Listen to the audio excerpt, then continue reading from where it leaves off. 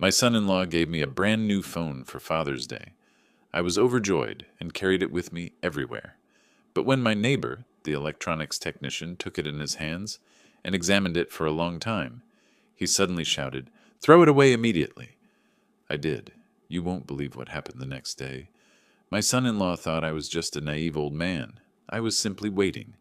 His betrayal will not go unpunished. The consequences are already coming. Before continuing, subscribe to the channel and write in the comments what time it is in your region right now. Craig set the box on my kitchen table like he was presenting a trophy he'd won himself.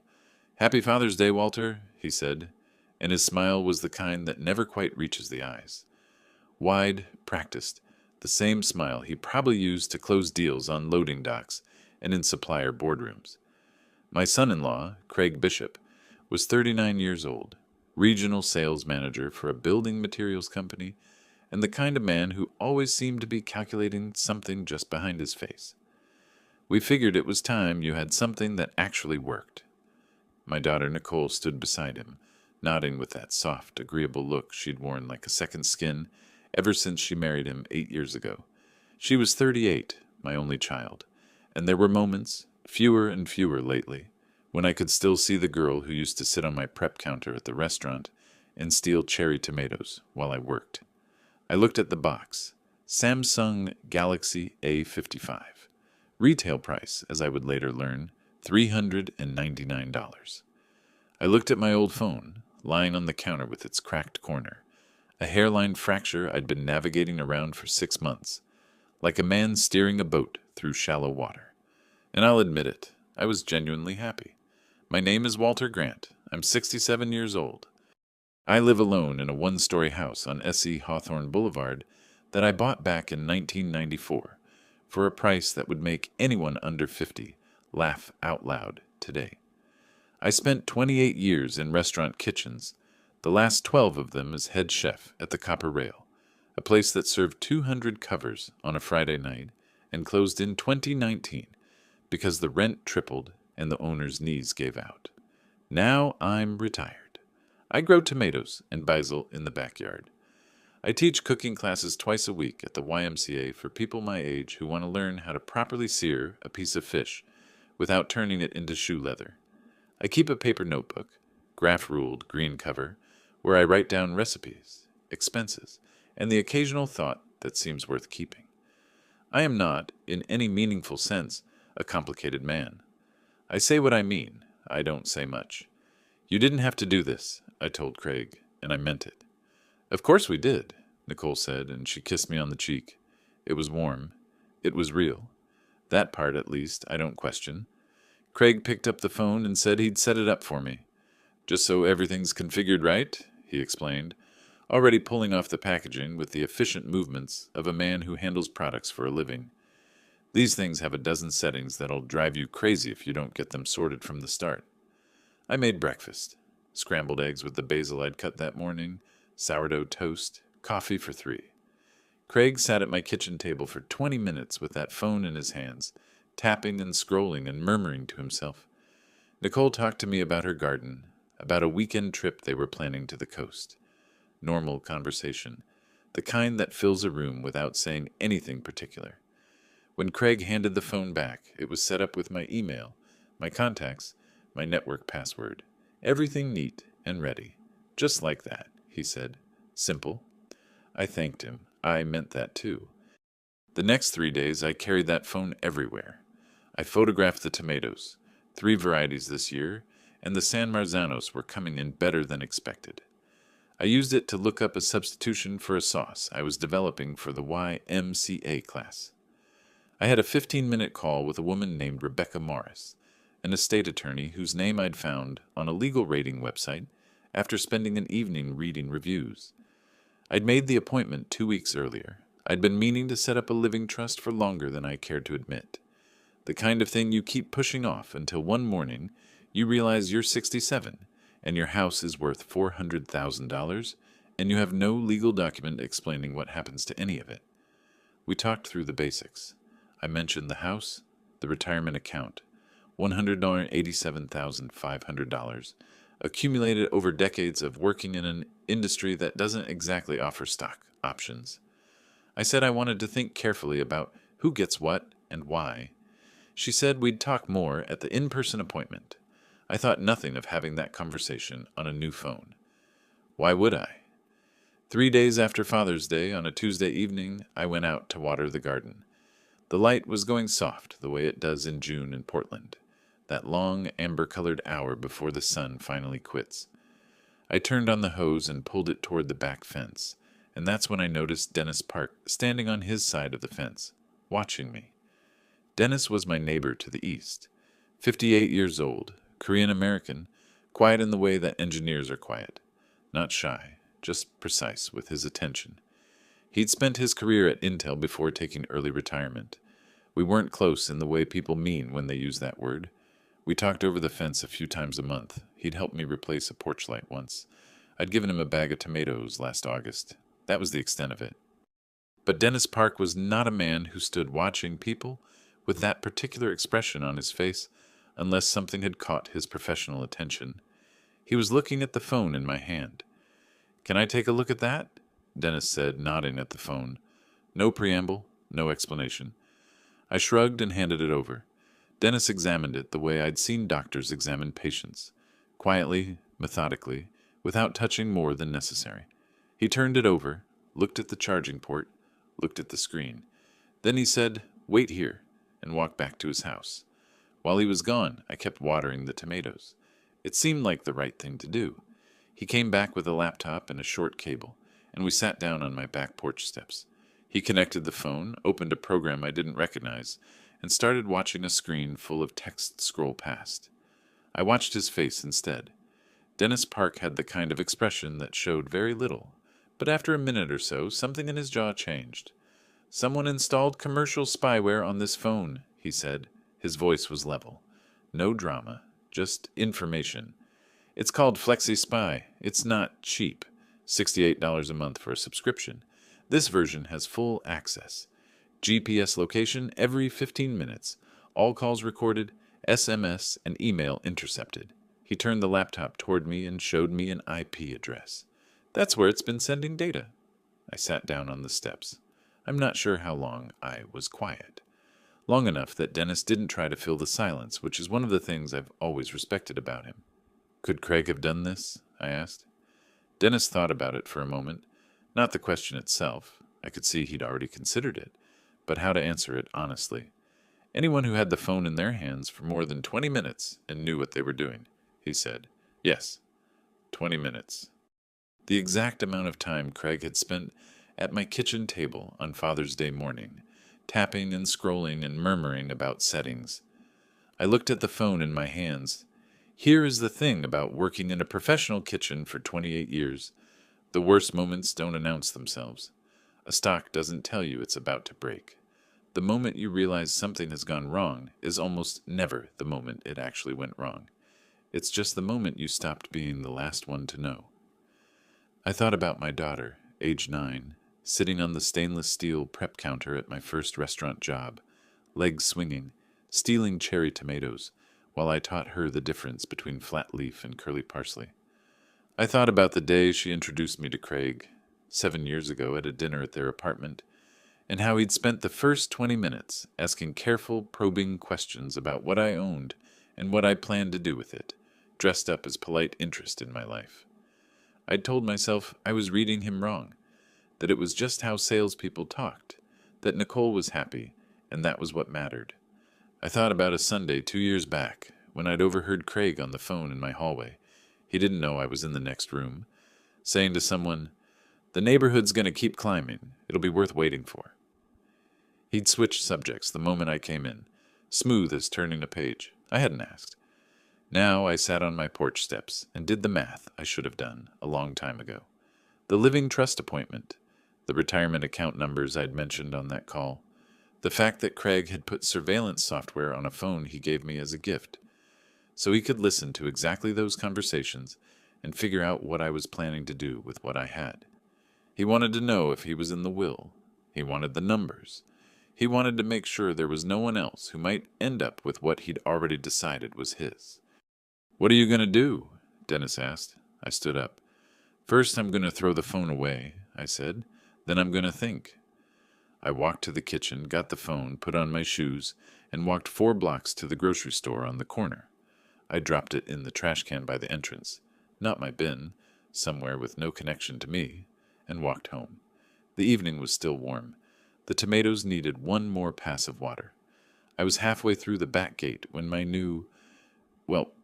only, phone rang. The old cracked one, the one I'd moved my SIM to that afternoon without telling anyone. I looked at the screen. Nicole. Dad, are you okay? Craig says you haven't been responding to messages. Her voice was worried. Genuinely worried. My daughter was not a bad person. She was someone who had spent 8 years learning to see the world through her husband's framing, and stopped asking whether the frame fit reality. I kept my voice easy.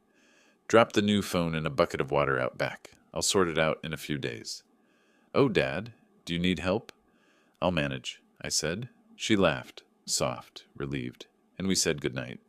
I stood in my backyard in the fading light with a cracked phone in my hand and the quiet understanding that everything had just changed, even though nothing around me looked different yet. The tomatoes were still the same. The house behind me, the one I'd paid off in 2011, the one Craig had apparently been thinking of as a future asset, was still the same. I was not quite the same. I went inside, sat at the kitchen table, and opened my green graph-ruled notebook. I didn't write anything right away.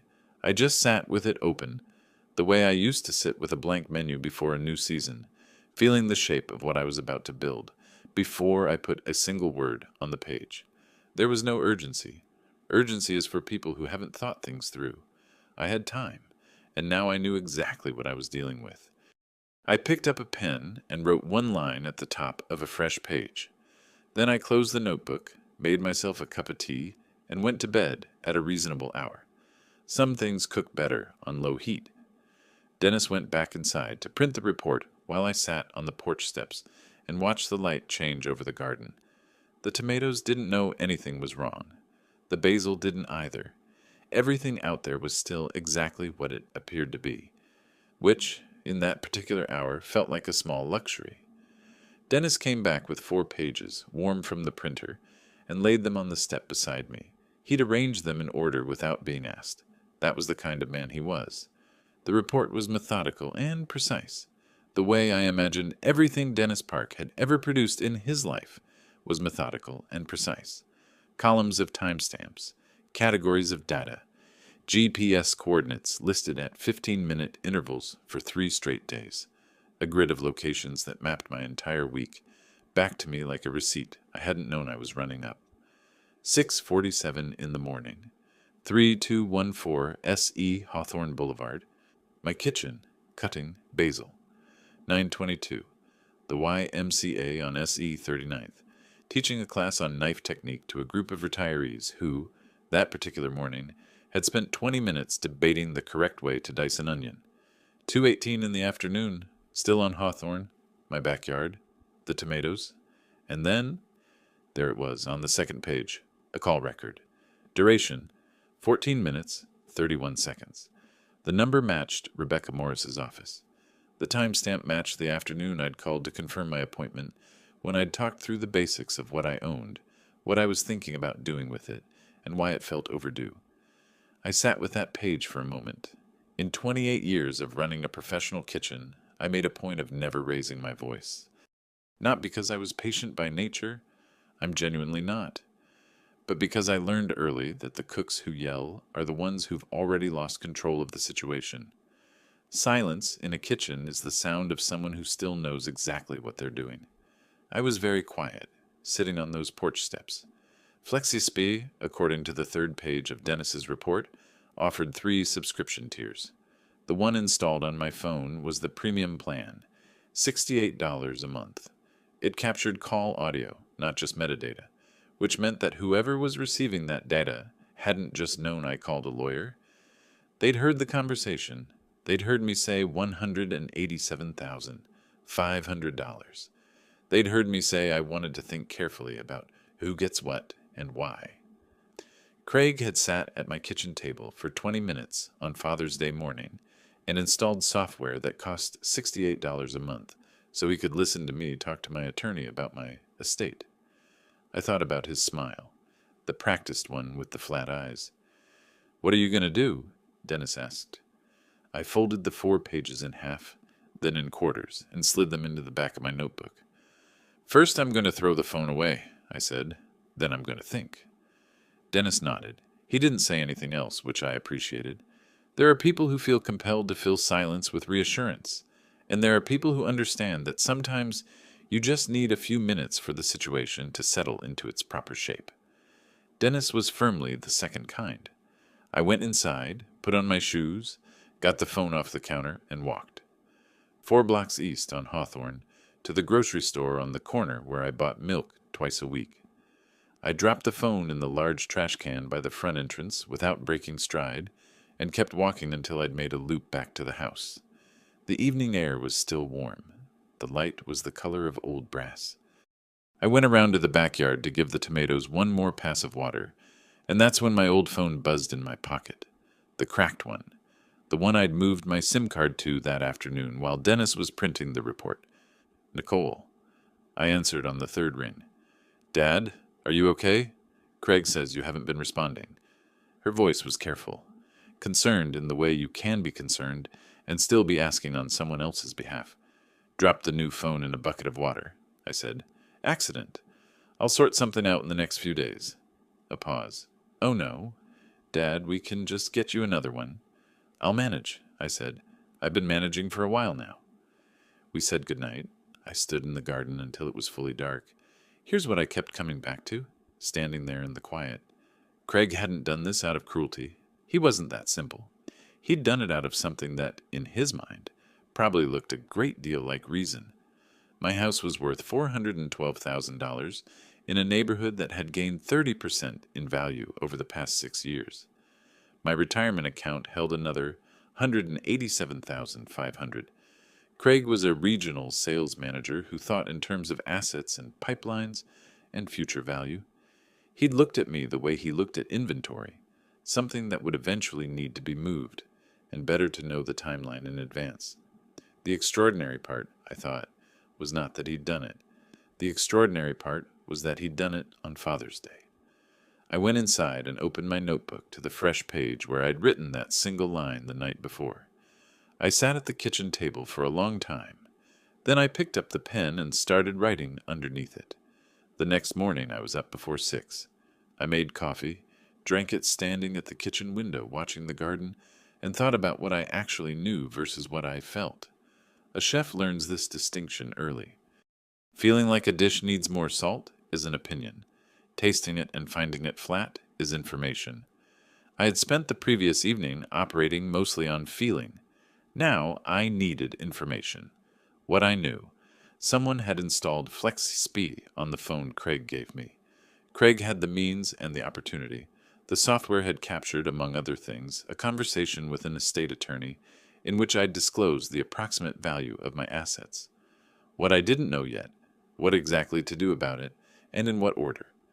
I walked to the electronics shop on SE Division Street that morning, a small place that sold refurbished phones and phone accessories, the kind of shop run by a man who knows his regulars by name and doesn't ask unnecessary questions. I paid $29 in cash for a basic flip phone. No apps, no Wi-Fi, no way for anyone to install anything on it without physically opening it, which would require considerably more effort than 20 minutes at a kitchen table. The man behind the counter glanced at my old phone with its cracked corner and said, "Trade-in?" "No," I said. "I'll be keeping that one too." I walked home, transferred a handful of numbers from the cracked phone to the new one, and set out again. Rebecca Morris's office was on Southwest Broadway, 3rd floor of a building that had recently had its lobby renovated in a style I can only describe as expensive beige. I hadn't made an appointment. I sat in the hallway on a padded bench for 40 minutes, watching a rotating cast of people move in and out of the suite, until her assistant told me she had 15 minutes before her next call. Rebecca Morris was around 50, with the manner of someone who'd spent her career being the calmest person in the room during other people's crises. Short gray hair, reading glasses she took off when I sat down, a sign she intended to pay full attention. I placed Dennis's report on her desk. I need to know 3 things, I said. Whether what they did is a crime, how to protect what I own so no challenge could touch it, and how to do both quietly. She read the report front to back without expression. When she finished, she put her glasses back on. In Oregon, unauthorized interception of communications is a violation of ORS 165.543. Criminal exposure, Class A misdemeanor at minimum, potentially a felony. A recorded attorney-client communication makes it a more serious circumstance. She tapped the page. But if protection comes first, we start with documents. A revocable living trust keeps your estate out of probate court entirely. If the house and retirement account are titled correctly, there's no public proceeding, no filing a third party could challenge, and no window for someone to question your capacity. She said that last part without inflection. She didn't need to explain it. We both understood what she meant. Over the following week, I made 4 trips to her office and 1 to a notary at Moreland and Associates on SE Division, a calm man named Alan Stevens, who witnessed my signatures without commentary and stamped each page with the brisk efficiency of someone who does this many times a day.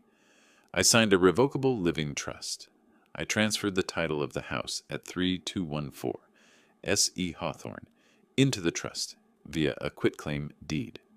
I updated my retirement account beneficiary, a process requiring a notarized signature, 3 forms of ID, and a phone call that lasted an hour and 20 minutes with 4 transfers and 2 holds, worth every minute. When I walked out of Moreland and Associates after the final notarization, I stood on SE Division Street and did a quiet inventory. The house was in the trust. The trust's terms were exactly what I wanted, and only I could change them. The retirement account's beneficiary had been updated. The legal architecture Craig assumed he'd inherit, intact and unguarded, had been quietly rearranged while he was waiting for me to comply. I allowed myself about 30 seconds of satisfaction. Protecting what I owned was necessary, but not sufficient. What Craig had done was a crime under Oregon law, and possibly federal law. Rebecca had mentioned the Federal Wiretap Act, something that carried civil liability on top of criminal exposure. I had a 4-page report with timestamps and IP addresses. The question was what to do with it, and when. I was walking back toward Hawthorne when the flip phone rang. Unknown number. Walter Grant? A man's voice. Smooth, easy, the cadence of someone who makes cold calls for a living. Who's asking? It's Craig. A pause. Got your new number from Nicole. Hope that's fine. Listen, we'd love to have you for dinner Saturday. Nicole and I, and a colleague of mine, Trevor Cook. He works in financial planning. Since you've been thinking about the estate stuff, we thought a conversation might be useful. Nothing formal, just dinner. I stood on the sidewalk and watched a pigeon investigate a discarded coffee cup near the curb. Craig had gotten my number from Nicole, which meant she'd known to give it to him, which meant they'd been discussing my silence, my missing phone, what it might signal, and had decided to move to the next play. Saturday sounds fine, I said. What time? He named the restaurant on Northwest 23rd.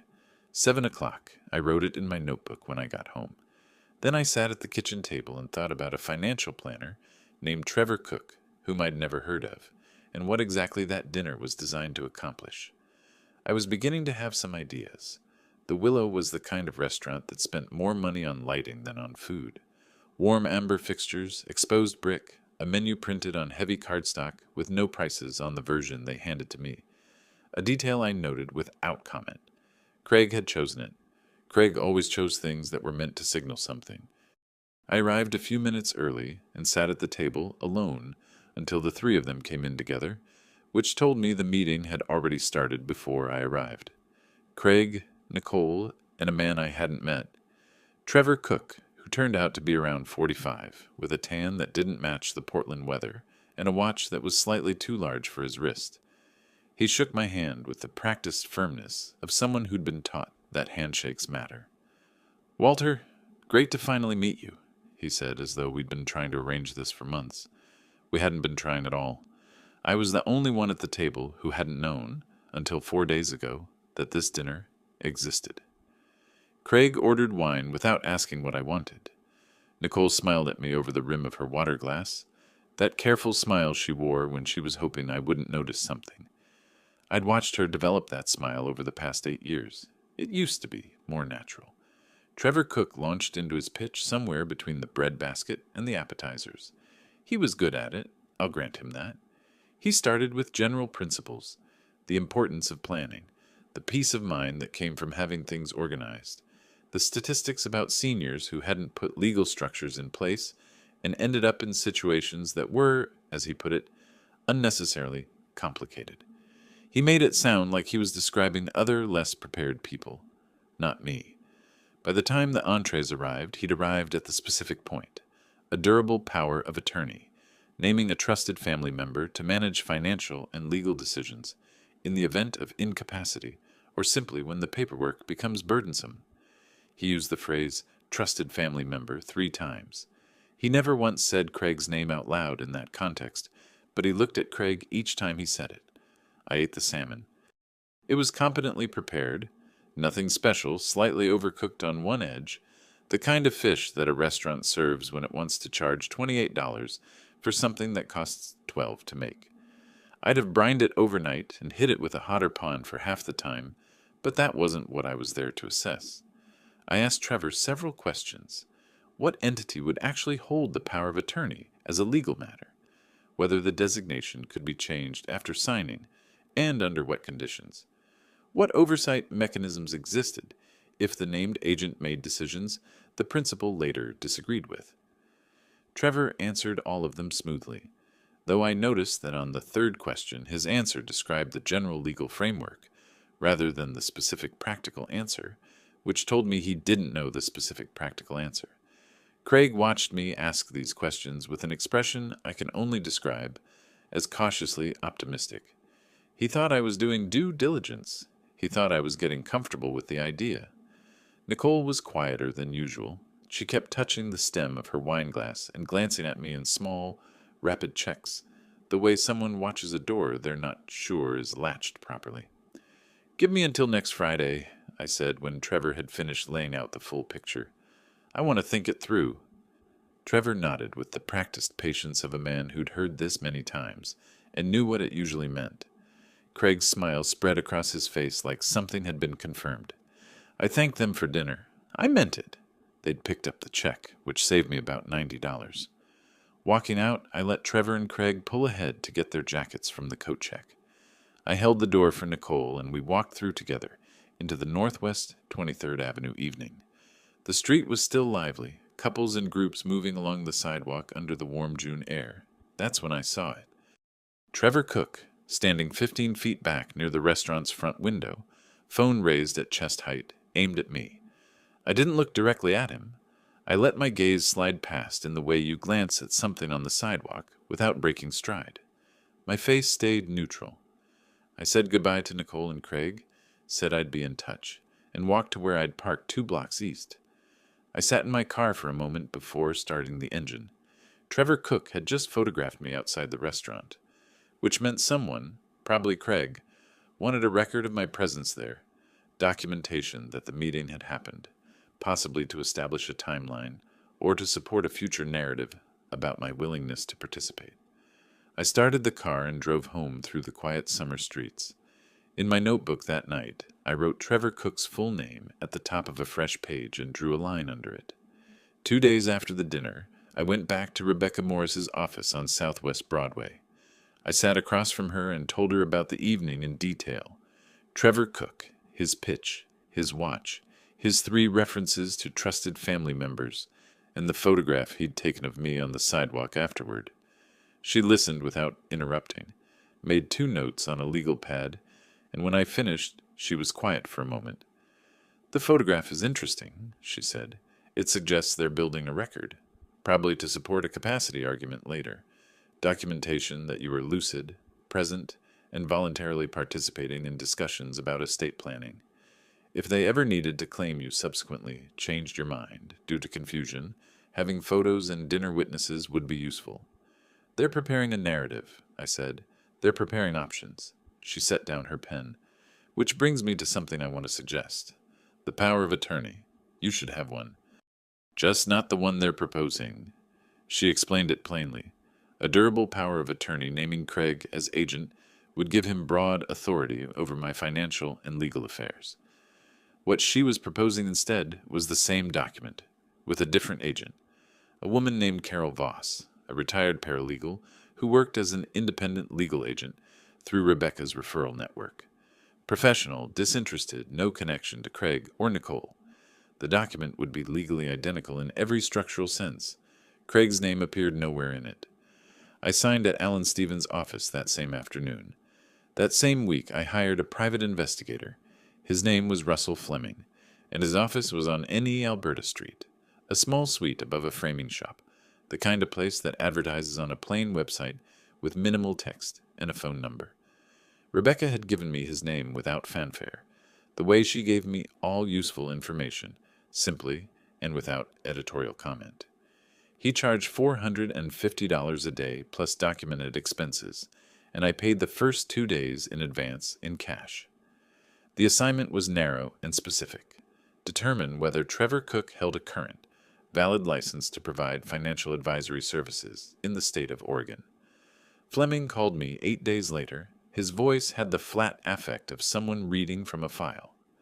Trevor Allen Cook, licensed financial advisor in Oregon through 2022.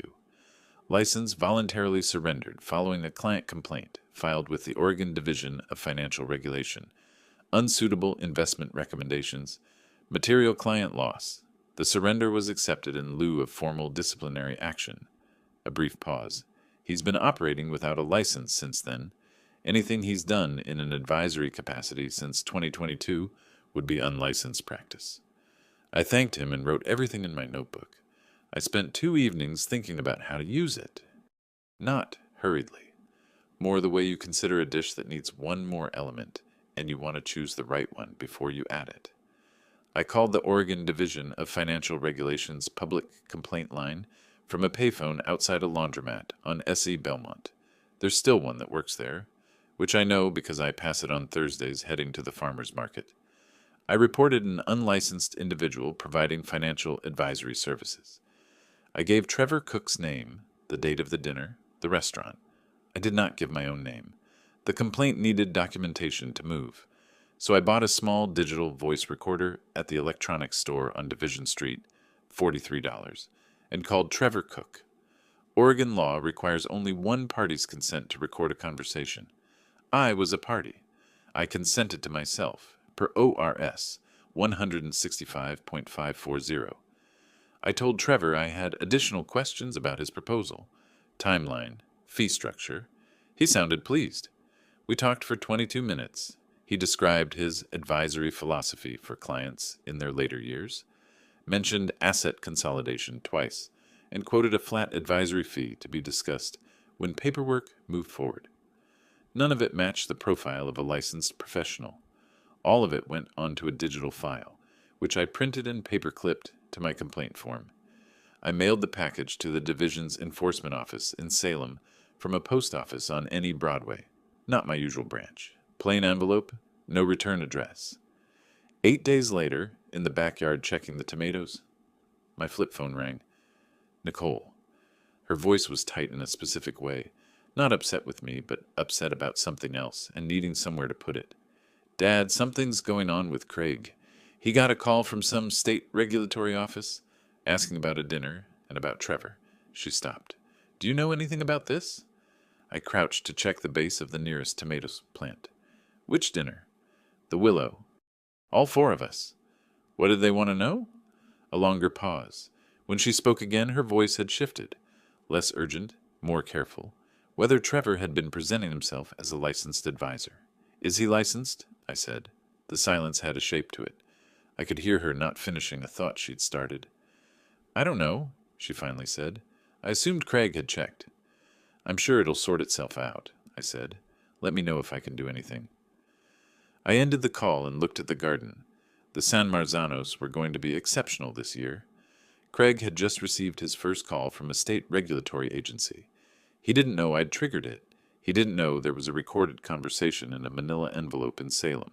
He didn't know the dinner he'd arranged, at a restaurant he'd chosen, had produced documentation now working against him. He thought he was still running this. That was the part I found most interesting. About 3 weeks after the regulatory call, Nicole phoned me on a Tuesday evening.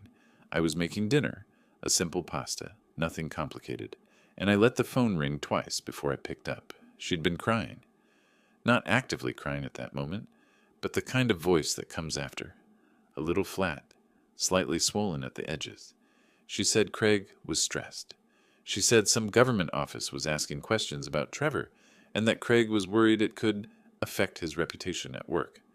She said she thought it would help everyone if I would just go ahead and sign the power of attorney paperwork. Not necessarily right away, just soon, so Craig could see that the family was on the same page. He's under a lot of pressure, she said. You know how he gets. I did know how Craig got. I'd been watching how Craig got for 8 years.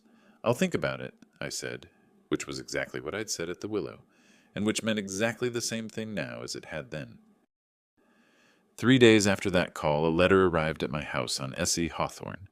It was printed on cream-colored letterhead, Jeffrey Cole, attorney at law, an address on Southwest 5th Avenue. The letter was 2 pages long and written in the precise, slightly airless language that lawyers use when they want something to sound inevitable. It expressed, on behalf of his clients, concern about my capacity to manage complex financial and legal decisions independently.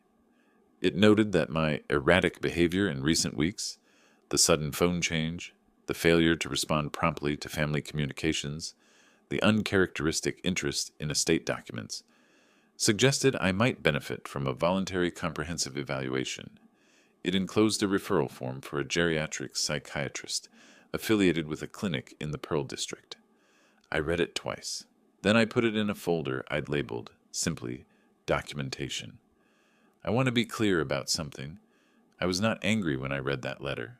I was something else entirely. Something that felt, if I'm being precise, more like a professional assessment, as though I'd just tasted a dish and identified exactly what was wrong with it. The letter was a tool. They were building a case that I was mentally diminished. Not to have me declared legally incompetent immediately, but to lay groundwork. If I ever refused to sign the power of attorney, or made estate decisions that didn't favor Craig, they'd have a paper trail suggesting I wasn't thinking clearly. The letter from the attorney, the dinner with Trevor, probably even the photograph Trevor had taken outside the Willow. All of it was architecture for a future argument they hoped they'd never have to make, but wanted ready if they did. It was, I thought, a reasonable strategy, if I'd been the kind of man they thought I was. That same morning, I drove to the office of my primary care physician, Dr. Harvey Nguyen, on Southeast Belmont. I'd been his patient for 11 years. He's a thorough man, the kind of doctor who actually reads your chart before he comes into the room. I told him I wanted a comprehensive cognitive evaluation, full assessment, memory, executive function, orientation, language, all of it. I showed him the letter from Jeffrey Cole without comment. Dr. Nguyen read the letter, set it on his desk, and looked at me over his reading glasses. Is there a particular reason you're concerned about your cognition? I'm not, I said. Someone else is. I'd like documentation. He scheduled the evaluation for the following Thursday. It took most of the morning. A neuropsychologist administered a battery of tests, pattern recognition, recall sequences, problem-solving tasks, verbal fluency, digit spans, the kind of tests that feel slightly absurd when you're sitting there doing them, like taking a driving test on an empty parking lot. But I answered everything correctly and completely, because I knew everything correctly and completely. 10 days later, I received a written summary. Patient demonstrates intact cognitive functioning across all assessed domains. No evidence of dementia, mild cognitive impairment, or any disorder affecting capacity for independent decision-making. 4 pages, signed by the neuropsychologist, countersigned by Dr. Nguyen, stamped with the clinic's seal. I made a copy of that summary at the library on S.E. Belmont. They have a coin-operated machine near the reference desk, 20 cents a page. I sent the original to Rebecca Morris and the copy to Jeffrey Cole, Craig's attorney, by certified mail with return receipt requested. Several days later, I received a small green postcard in the mail confirming that someone at Cole's office had signed for the envelope. I kept the postcard in the folder labeled Documentation.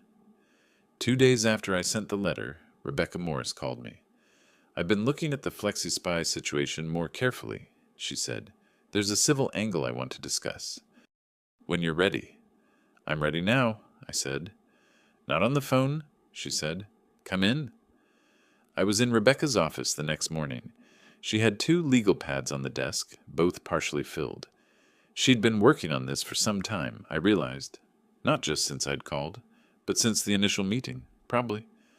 That's the kind of attorney she was. She didn't wait to be asked before she started thinking. She laid it out in the same way she did everything, plainly in order, without preamble. Oregon's wiretapping statute, ORS 165.543, made the unauthorized interception of oral communications a criminal offense, but it also carried a civil component. An injured party could sue for damages. Additionally, the Federal Wiretap Act, 18 U.S.C. Section 2511, provided a separate civil remedy, the greater of actual damages or statutory damages of not less than $10,000, plus attorney's fees, plus potentially punitive damages if the court found the conduct willful.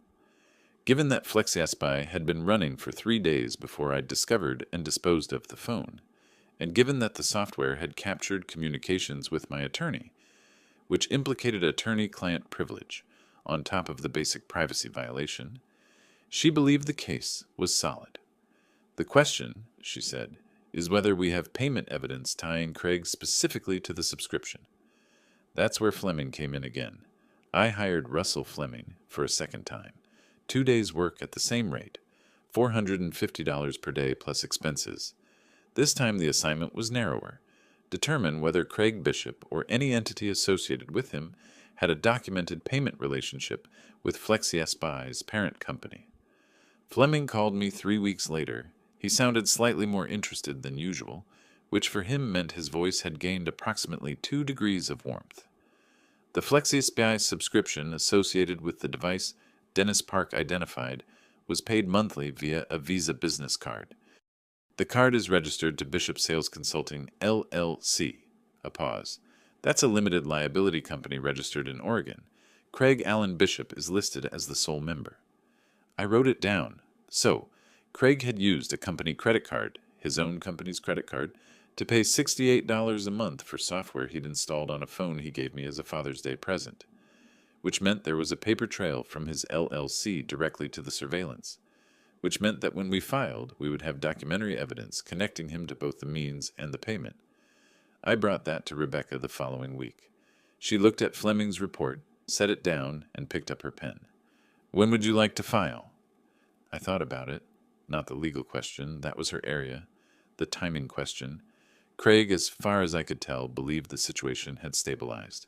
The regulatory inquiry about Trevor Cook was ongoing, but hadn't yet produced a formal outcome. The letter from his attorney to me had produced no response he could see. From Craig's perspective, the last few months had been bumpy but manageable. A nuisance, not a catastrophe. He'd be starting to relax. "Not yet," I said. Rebecca waited. "I want him comfortable first," I said. "Let him think the worst is behind him." She nodded once, the way she nodded when she'd already considered something and reached the same conclusion. "That's reasonable. Cases like this tend to settle. A defendant who believes the matter is cooling down is more likely to settle quickly, and on worse terms for himself, than one who's been on high alert for months." I went home and tended the garden. Over the following weeks, Craig made 2 more attempts through Nicole. The first was another phone call, softer this time, more conciliatory, something about wanting to clear the air and get back to normal as a family. I said that sounded good, and I'd be in touch. The second was an invitation to Sunday brunch at their house, which I declined politely, citing a commitment at the YMCA that I did not actually have. What I was watching through Nicole's calls was a man recalibrating. Craig wasn't surrendering. He was reassessing. He'd put pressure on me through the letter and through Nicole, and I hadn't broken. He'd lost a peace with Trevor Cook. He was deciding what his next move was. I wasn't going to tell him. I was going to wait until he'd fully convinced himself that things were settling, and then I was going to file a civil lawsuit against him in Multnomah County Circuit Court. Rebecca called me on a Friday afternoon in late August. Fleming finalized the supplementary documentation, she said. The complaint is ready. Everything is in order. How long will it take to prepare the filing? We can file whenever you decide. Same day, if necessary.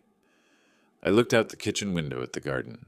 The tomatoes had been spectacular that year, the San Marzanos especially, deep red and dense, exactly what you want for a long cook sauce. I'd already put up 14 jars of crushed tomatoes for the winter. How long, in your assessment, before he'd be at maximum comfort? Rebecca was quiet for a moment. If the pattern holds, probably another 3 to 4 weeks. He's been making conciliatory gestures. That's usually what happens when someone thinks the crisis is fading. Then we wait 3 weeks, I said. All right, she said. And then, after a pause that I think was as close as Rebecca Morris ever came to humor, I'll keep the complaint warm. I said good night and went to water the garden. 3 weeks. Then it would be time to stop waiting and start finishing. 3 weeks passed. Then, on a Thursday afternoon, I called Craig. I kept it brief. I said I'd been doing a lot of thinking about the family, about where things stood between us, and that I'd like to see him and Nicole. Just the three of us. No consultants, no attorneys, no agendas. I said I thought a quiet conversation might help. I said I hoped we could move forward. Craig's voice, when he answered, had the particular texture of a man who's been waiting for a door to open and is trying not to sound too eager when it does. He said that sounded really good. He said he'd been hoping I'd reach out. He suggested his and Nicole's house the following Sunday. A meal, relaxed, no pressure. That works, I said. I spent the next 3 days in the garden. The tomatoes were long done for the season, so I was pulling up the spent plants and turning the soil for winter, which is work that takes concentration but not thought. It suited me. Sunday came. I arrived at their house at noon with a jar of my crushed tomatoes. The San Marzanos, the best of that year's batch. Nicole answered the door. She looked tired in a specific way, the kind of tired that comes from being caught between two forces and not having quite enough solid ground under either foot. She hugged me and held on a moment longer than usual. Craig was in the kitchen. He shook my hand with the warmth of a man who believes the crisis is behind him. He'd made a good lunch. He was a competent cook, I'll give him that, even if he overseasoned. We ate. We talked about nothing important. I asked about Nicole's work. Craig told me about a regional contract his company was close to landing. I listened and asked follow-up questions and let him talk. At no point did I mention the lawsuit. At no point did I mention Trevor Cook, or the regulatory investigation, or the 4-page report Dennis Park had printed on my porch steps in June, or the green postcard confirming that Jeffrey Cole had received my neuropsychological evaluation results. I thanked them for lunch. I hugged Nicole at the door. I told Craig it was good to see him. I drove home. That Tuesday, Rebecca Morris filed the civil complaint in Multnomah County Circuit Court. The complaint named Craig Allen Bishop as defendant. It cited violation of ORS 165.543, Oregon's prohibition on unauthorized interception of communications, and 18 U.S.C. Section 2511, the Federal Wiretap Act. It detailed the installation of FlexiSpy on a Samsung Galaxy A55 device, the 3-day period of active surveillance, the interception of attorney-client communications, and the payment trail from Bishop Sales Consulting LLC's corporate Visa account. It requested statutory damages of not less than $10,000 per violation, actual damages to be determined at trial, punitive damages on grounds that the conduct was willful, and attorney's fees. The process server reached Craig at his office on a Wednesday afternoon. I know this because Nicole called me 40 minutes later. Her voice, when she called, was not the controlled, worried, but trying voice she'd been using for months. It was something rawer than that, shaken at the foundation the way a voice gets when the story someone has been telling themselves suddenly stops matching the facts. Dad, Craig just got, there's a lawsuit, from you. A long pause. Is this real? Yes, I said, but you were just here on Sunday. You seemed... I know, I said. The silence stretched. I let it. Why didn't you say anything? She asked. Because I wanted to see you, I said. That part was real. That same week, the Oregon Division of Financial Regulation concluded its investigation into Trevor Cook. The enforcement order was a matter of public record, a fine of $14,500 and a prohibition on financial advisory activities in Oregon for 3 years. Craig's business partners, it turned out, checked public records regularly. One of them called Craig. The call did not go well by what Nicole described to me later in fragments. Craig's connection to an unlicensed financial advisor, who was now subject to a formal enforcement action, was not the kind of thing that stayed quiet in a regional business community the size of Portland's. 3 days after the lawsuit was served, Nicole called again. This time she didn't say hello. She said, "Craig says this is going to destroy everything. He says the lawsuit could follow him for years. He says you're doing this to punish us." I thought about that for a moment. "Nicole," I said, "what Craig did was a crime under Oregon law. I didn't choose that. He did." She started to cry. Not performance, not strategy, but the genuine unraveling kind. "I didn't know about the phone, Dad. I didn't know what he'd put on it." "I know," I said, and I believed her. "I love you," she said. "I love you too," I said. "That's not the part that's in question." We said goodbye. I sat at the kitchen table for a while after I hung up, not writing anything, just sitting. Then I opened my notebook and wrote one line. She didn't know about the phone. I underlined it. That mattered. About 3 weeks after the lawsuit was served, Jeffrey Cole, Craig's attorney, sent a written settlement inquiry to Rebecca Morris. Craig was prepared to offer $55,000 in compensation and a written signed acknowledgement that he had installed FlexiSpy on the device in question in exchange for withdrawal of the civil complaint.